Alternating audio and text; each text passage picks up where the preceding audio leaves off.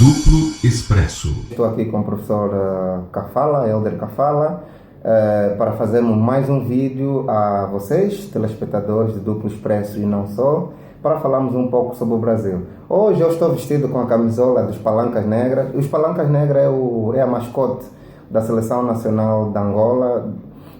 Estamos aqui em festa em Angola porque a seleção da Angola apurou-se para o Mundial de Sub-17 que vai se passar justamente aí no Brasil. Eu já estou a preparar as minhas malas para irmos ao Brasil, festejarmos o futebol, que é o desporto rei. Professor Kafala, muito bom dia. Muito bom dia, Paulo, muito bom dia, Wellington e todo o pessoal do Duplo Expresso. Ok. Professor, nós hoje vamos começar a falar de um tema que tem sido muito badalado a nível das redes sociais e da imprensa internacional também, que é o facto de existirem muitos militares no governo de Bolsonaro. Nós sabemos que o presidente Bolsonaro tem uma história militar, portanto ele foi militar do Exército Brasileiro. Do que se tem comentado, há uma, portanto, uniformização em relação ao Ministério da Defesa, porque é um órgão militarizado, mas não se compreende como ministérios como Infraestrutura, Meio Ambiente, Justiça e Segurança Pública, o próprio o secretário-geral, a própria Secretaria-Geral, a Caixa Econômica Federal, a Petrobras, a Telebrás, os Correios, enfim. Qual é a necessidade de colocar indivíduos que têm um histórico militar nesses órgãos, como os Correios, por exemplo, ou o FUNAI, né? Okay. Há aqui um risco de militarização do Estado, professor? É importante, primeiro, que nós tragamos algum conceito daquilo que nós tomamos como o exercício da política. A política é a atividade humana do tipo competitivo, cujo objetivo é a luta, a conquista e o exercício do poder político. Atualmente, os Estados africanos e sul-americanos têm provado que há elementos que compõem esse conceito. Para além do objetivo da luta, o exercício e a luta, a conquista, o exercício do poder político, ainda tem o aumento e a manutenção do poder político. Ok? Manter-se no poder de todas as formas. E é aí onde eu quero começar. A envolvência da sociedade castrense, que aqui nós chamamos os militares, o poder militar, no exercício da política, pressupõe uma estratégia de manutenção e aumento do poder, aumento da influência política. E de uma maneira um bocadinho mais militarizada, passa o termo, que é na dureza, se eu sempre posso usar, na dureza, no exercício do poder. Aqui como é que nós tratamos? Porque não é normal, e é uma separação, não sei se o livro branco brasileiro, eu estou agora fazendo um estudo, mas ainda não chegamos à conclusão, o livro branco de defesa nacional brasileiro e o conceito de estratégia de defesa nacional se definem isso, que se não existe uma separação daquilo que é o poder militar e o poder civil, que nós chamamos de poder político. Não pode haver influência. Mas os militares devem obediência ao poder político. Aí onde é que está? Depois não se confunde as tarefas, ok?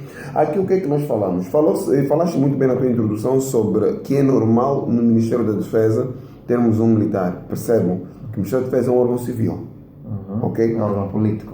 Sim, político, nós chamamos de poder político.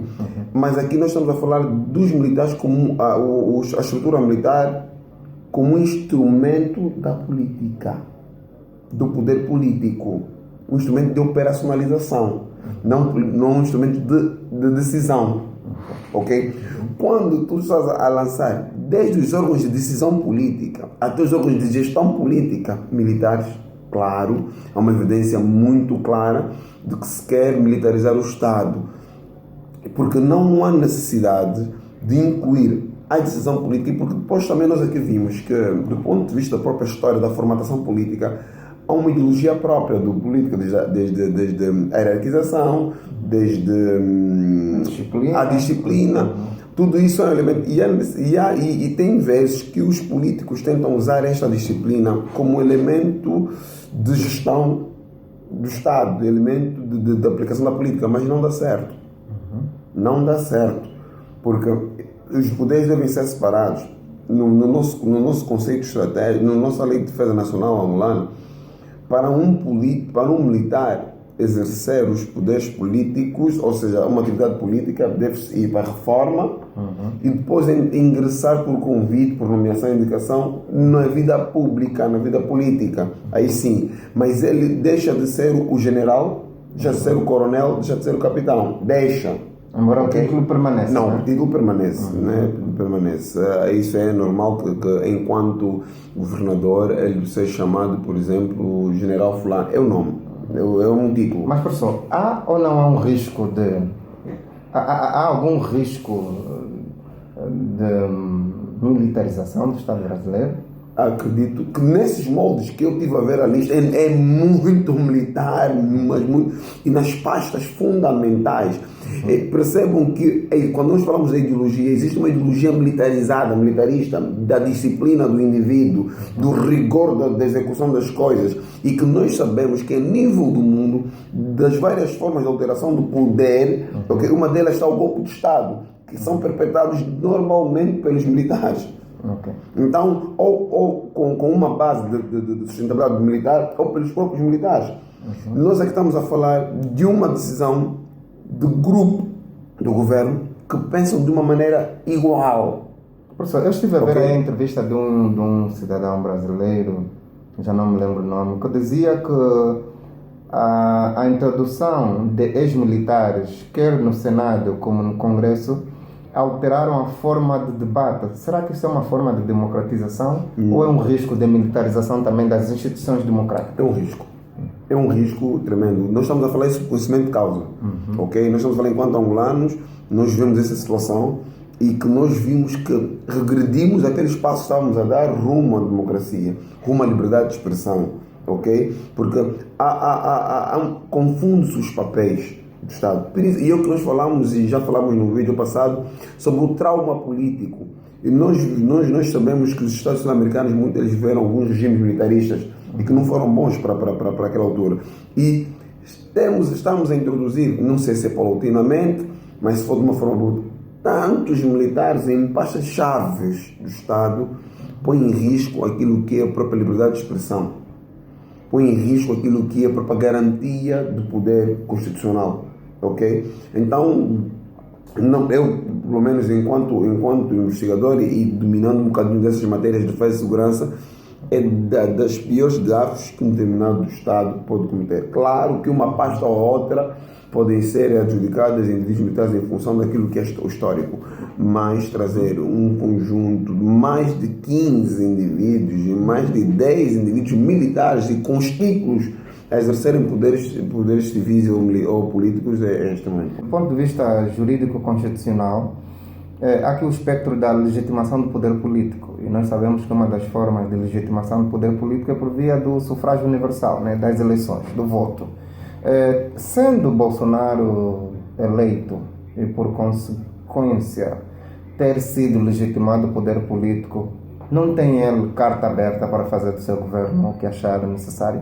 Então, por um lado, nós estamos aqui a falar, precisamos de ver os aspectos da Constituição brasileira que definem estes elementos daquilo que é a formação do governo.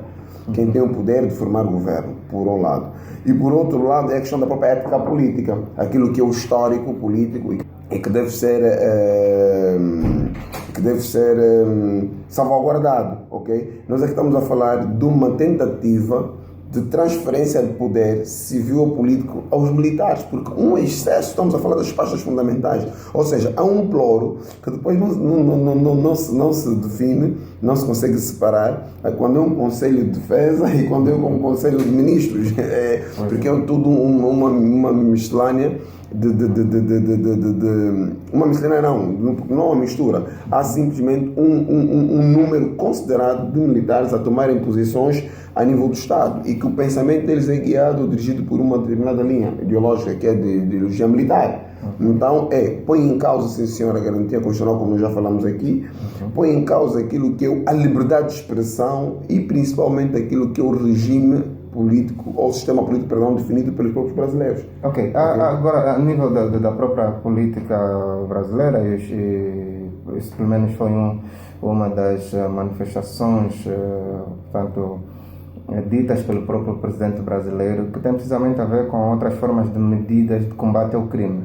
E isso já tinha sido feito com o ex-presidente Temer. o Michel Temer, que colocou o exército nas ruas para ajudar a polícia militar ao combate ao crime. A questão que se coloca é, quando um Estado coloca o exército na rua para o combate ao crime, estamos diante de uma sociedade violenta ou da incapacidade de políticas públicas no combate ao crime? Boa, grande questão.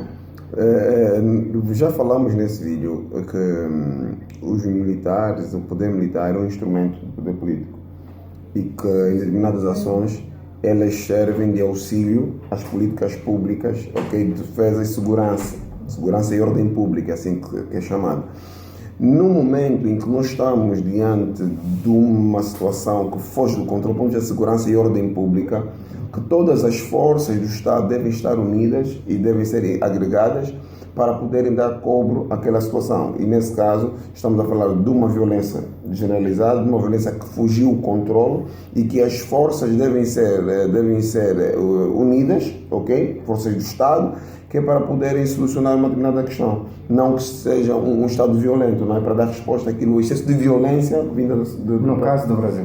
No caso do Brasil, vê-se aí um excesso de violência em que o Estado tem que ser chamado, o exército tem que ser chamado a intervir ou a apoiar aquelas forças, a Polícia Federal, a Polícia Militar, para dar cobro àquilo que é a violência. Ok, professor Kafala, muito obrigado mais uma vez. Um abraço a todos os telespectadores do Duplo Expresso e não só. E ficamos por aqui hoje. Voltamos com o próximo vídeo. Um abraço. Duplo Expresso.